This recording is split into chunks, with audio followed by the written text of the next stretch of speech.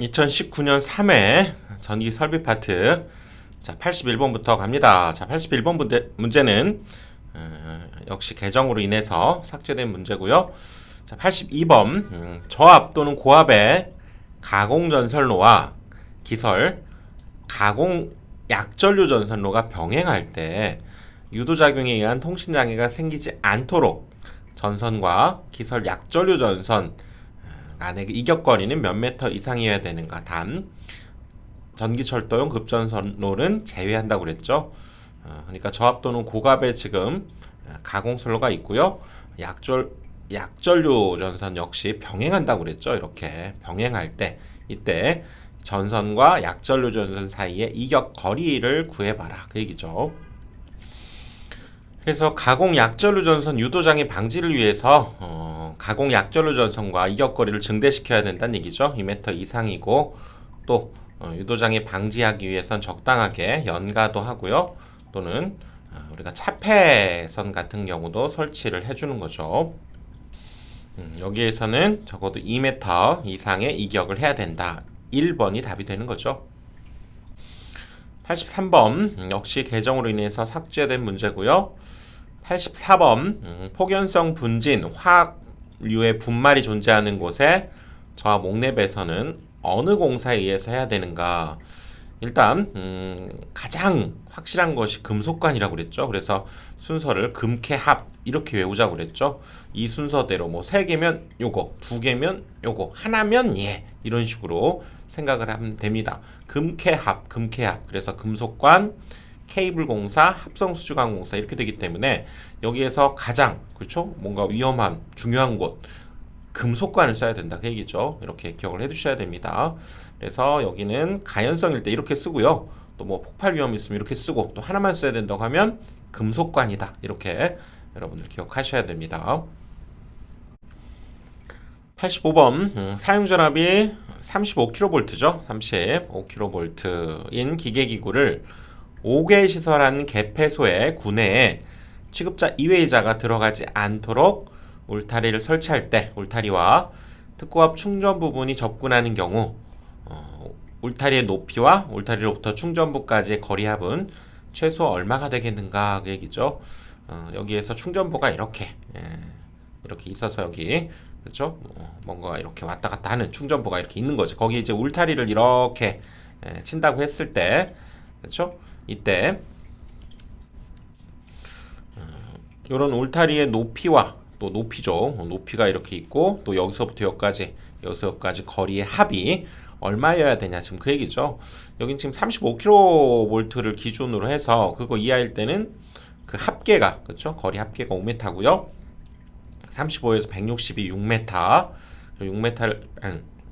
160kV를 초과할 때는 그 초과할 때마다 0.11 곱하는 단수 계산 해주면 되죠. 여기에서는 35kV 이하여서 5m가 답이 되는 거죠. 2번이죠. 86번 역시 계정으로 인해서 삭제됐고요. 87번 일반 주택, 아파트 각 호실의 현관 등은 몇 분 이내에 수동되는 타임 스위치를 시설해야 되는가. 이거는 우리가 숙박업소 같은 경우는요. 숙박시설 같은 경우에는 1분이죠. 1분. 그리고 주택에서는 3분 이내. 그러니까 꼭 1분 해라. 1분, 3분 꼭 그거가 아니라 1분 이내, 3분 이내죠. 뭐 10초로 해도 되고 2분 30초를 해도 되고 뭐 그런 의미죠. 그래서 일반 주택, 아파트 이런 주택에서는 3분이 되는 거죠. 3분. 그렇죠? 88번 폭발성 또는 연소성 가스가 침입할 우려가 있는 것에 시설하는 지중함으로써 크기가 몇 세제곱미터 이상인 것은 통풍 장치, 가스를 방산시키는 적당한 장치를 시설해야 되는가. 뭐 잘 나오는 문제죠. 이것은 1세제곱미터 이상일 때 그런 시설을 해둬야 되죠. 나머지는 뭐 고인물을 제거하거나 쉽게 누가 열 수 없도록 하거나 중량물에 건드거나 뭐 이런 것들이죠. 여기에서는 1세제곱미터 이상일 때입니다. 2번이 답이 되는 거죠. 89번 지중전선로는 기설, 지중 약전류 전선로에 대해서 다음 어느 것에 의해서 통신장애를 주지 않도록 이게 포인트죠. 통신장애가 발생하는 원인 찾자란 얘기네요. 기설 약전류 전선으로부터 충분히 이격하는가, 어느 것에 의해서 통신장애를 주지 않도록 해야 되는가, 이 말과 같은 말이죠. 통신장애는 전자 유도장애가 사실 유도작용이 작용하고 있고요. 그리고 누설 전류에 의해서도 이런 통신장애가 발생하게 되는 거죠. 지중해 있다라고 할 때 거기에서 아무리 우리가 절연을 잘한다고 해도 여기에서 사실 누설 전류가 아주 조금이라도 발생은 하게 되는 거죠. 그것과 함께 유도작용으로부터 통신장애가 발생하기 때문에 누설 전류와 통신작용에 의해서 통신장애가 발생하는 것을 막도록 하자 얘기죠. 90번 발전소에 장치를 시설해서 계측하지 않아도 되는 요인들이 뭐냐 그 얘기죠. 다시 보시면 발전소에서는 다음과 같은 계측 장치를 시설해야 되는데, 자, 발전기 연료전지 또는 태양 묘들의 전압, 전력 VIP죠. VIP. 그리고 베어링 및 고정자의 온도입니다. 이 회전자가 아니라고 그랬죠. 그리고 1000kW를 초과하는 터빈에 접속하는 발전기의 진폭, 이런 것들이죠. 그리고 주요 변압기에 역시 VIP, 전압, 전류, 전력, 특고압용 변압기 온도라고 그랬죠. 특고압용, 고압용이 아니라 특고압용, 이런 것들의 계측 장치가 필요한데요. 안 와도 되는 것, 여기 발전기의 회전자 아니죠. 아까 고정자에 해야 되는 거죠. 회전자는 하지 않아도 되죠. 특고압용 변압기의 온도, 발전기의 VIP 다 되고요. 변압기 역시 VIP, 이런 것들은 그렇죠. 설치해야죠. 회전자 온도는 아닙니다. 고정자 온도입니다. 1번이 답이네요. 91번 저압 가공전선이 건조물의 상부 조영지 옆쪽으로 접근하는 경우 저압 가공전선과 건조물의 조영제 사이 이격거리는 얼마 이상이어야 되는가. 사람이 쉽게 접촉할 우려가 없도록 시설한 경우와 또 전선이 절연전선, 특고압 절연전선, 케이블인 경우 제외한다 그랬는데요. 이 조영제 옆쪽으로 가는 거, 자 우리 이거 기억을 해둬야죠. 일단 저압과 고압인 경우는 고압이죠. 고기 아니라 고압. 고압인 경우 그때는 여기 이렇게 4의 배수로 늘어나죠. 0.4, 0.8, 1.2고요. 특고압인 경우가 이제 옆으로 늘어날 때 0.5, 이건 5의 배수, 1.0, 1.5 이렇게 되면서 즉 여기에 해당되는 것이 케이블이었죠. 케이블에 해당되는 거고, 이것이 일반적이고요. 그 다음에 여기 가운데 있는 것이 사람이 쉽게 접촉할 우려가 없도록 시설한 경우였죠. 그래서 여기에서 자 이걸 따져보면 지금 저압 가공전선이 주인공이네요. 여기죠. 저압이 사람이 쉽게 접촉할 우려 없도록 시설한 경우, 케이블인 경우가 아닌 경우라고 했기 때문에 1.2가 답이네요. 1.2. 요거 케이블, 이건 사람이 쉽게 접촉할 우려가 없는 경우 제외한 거니까 요거죠. 요거 1.2.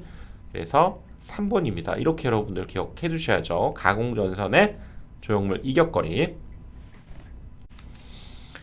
92번 역시 개정되어서 삭제된 문제고요. 93번 저압 옥내 간선은 특별한 경우를 제외하고 다음 중 어느 것에 의해서 그 굵기가 결정되는가.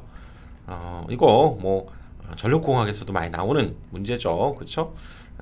우리 굵기, 전선의 굵기가 결정되는 것은 가장 중요한 것은 허용전류죠. 허용전류. 그렇죠?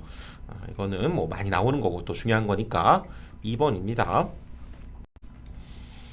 94번 지중전선로를 직접 매설식에 의해서 시설하는 경우에 매설 깊이를 차량 기타 중량물의 압력을 받을 우려가 있는 장소에서는 몇 메타 이상으로 하면 되는가? 이거 1m죠. 1m. 4번이 답입니다. 4번. 그리고 중량물의 압력 없는 일반적인 장소는 0.6이고요. 그렇죠? 이건 1.0이죠. 1.0. 95번 66,000V 66kg죠. 66kg 가공전선과 6,000V 6kg 가공전선을 동일 지지물에 병가하는 경우에 특고압 가공전선으로 사용되는 경동선의 굵기는 몇 스퀘어 이상이 되어야 되는가. 일단 특고압 가공전선은요, 케이블 경우를 제외하고는 단면적이 50 스퀘어 이상의 견동선이어야 됩니다. 그래서 이 50 스퀘어 일단 요거 여기에서는 기억해 둡시다. 50 스퀘어 답이 3번이 되는 거죠. 3번. 96번 가공전선로의 지지물에 하중이 가해지는 경우 그 하중을 받는 지지물의 기초안전율은 특별한 경우를 제외하고는 얼마가 되겠는가.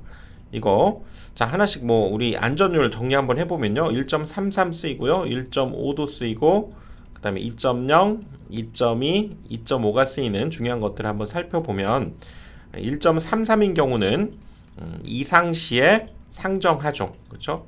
상정 하중을 구하는 철탑의 어떤 기초가 되는 거죠. 철탑의 기초가 되는 안전율 1.33이고요. 1.5 뭐가 생각나야 됩니까? 안테나 생각나야죠.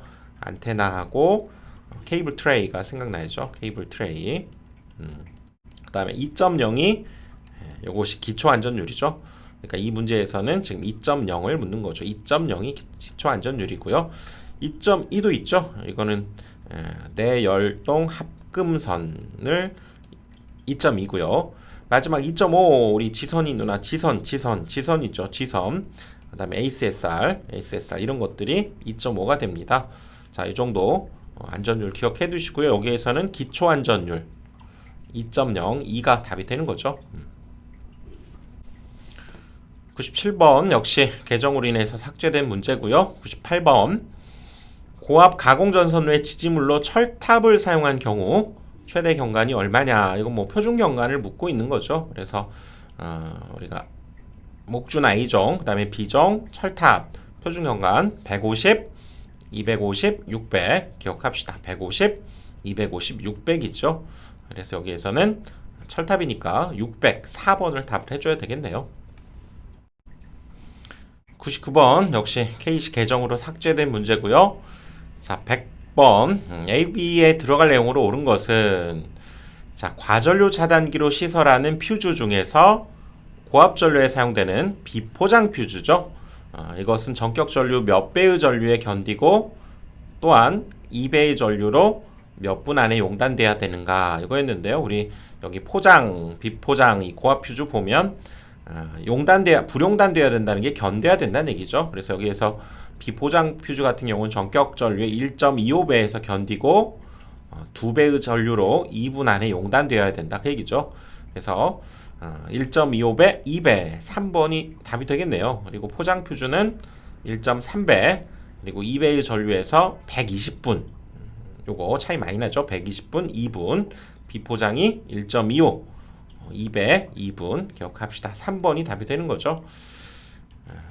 자, 이렇게 해서 100번까지 살펴봤고요. 다음 강의에서 또 뵙겠습니다.